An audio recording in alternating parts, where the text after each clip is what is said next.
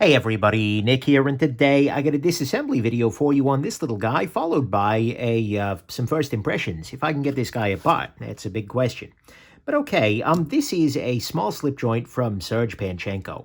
To start with, though, we see here that the centering is right on, so that's good.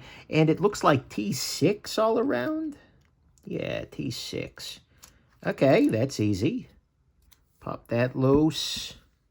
This has a nice strong back spring, which is always a little scary with a slip joint, but because it's all titanium, hopefully we'll be able to get it back together. By the way, I apologize for the eczema on my hand there. That's just unfortunately how life goes sometimes, you know? All right. Well, that was easy. Okay. Well, the question here, actually, good. Look at this. So what I'm seeing here is that this stop pin here is actually right at the same level as I need the blade to be in for when I reattach it. And so hopefully it won't be difficult to get this guy back into position. So we'll go ahead and we'll start off by using some rubbing alcohol. And by the way, if you're curious about any of the tools I'm using for this, go ahead and go to nickshabazz.com/tools, and you will get a video with everything you need to know and more about them. But anyways, this is, what is that? Is that, no, that's just wear. Just making sure that's not gunk. All right, so we can go ahead and clean this the rest of the way off here. Clean that there. Clean these little tiny washes here. The action on this is quite good, I have to say. It's a nice crispy action. I really am pretty impressed with this little piece. Nice thin blade, etc. Go ahead and clean off the pivot. Little tiny thing, though. These screws are just minuscule. Not that anyone's going to be, hard use beating on this thing, but still, it's a thing. All right, we'll go ahead and put the pivot back into position here. I'm going to use some knife pivot lube. Put this guy back together. Go ahead and put that right onto the pivot there. And we have enough to put that there and there. Beautiful. I am going to use a Q-tip here, and I'm just going to put a little alcohol on it, and I'm going to clean off the bottom of the lock bar here, just to get some of that gunk out of there. There we go. Beautiful. I don't want to take the lock bar off, because every time you take a lock bar off on a slip joint, you run the risk of not getting it back on afterwards. Was this? Come on. Get back on there. And we're in. God, that was really easy. Put a little bit more lubrication right here. And I'm not hesitating to put a little bit of it, a little extra there. The goal, of course, being so that the some of it gets down into the pivot here. And now we'll go ahead and put this back onto position here.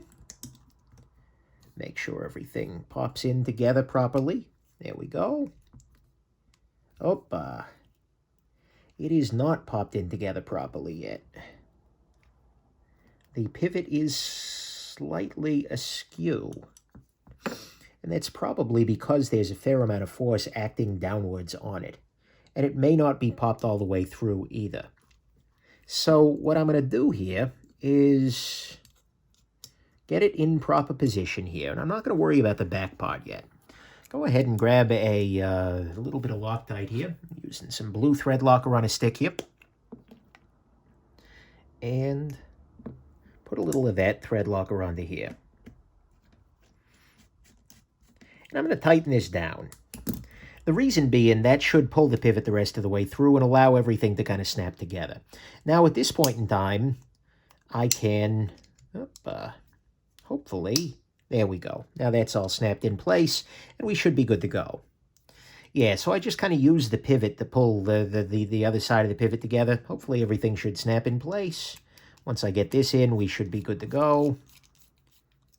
There we go. That's tightened down. This was really easy. I mean, it's a really simple knife, right? There's not too much to it, but by God, that went smoothly. Ooh, okay. So let's see. Action is way smoother.